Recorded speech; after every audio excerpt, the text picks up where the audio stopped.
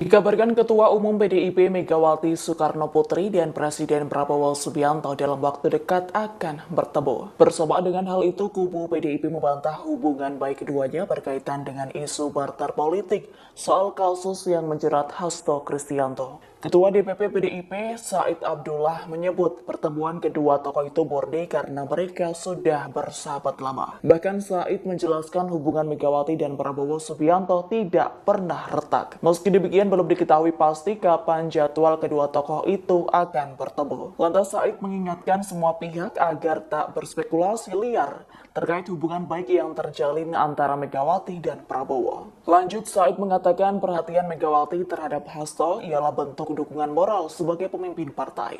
Jadi yang dilakukan Megawati tetap dalam koridor hukum. Download Tribun X sekarang, menghadirkan lokal menjadi Indonesia.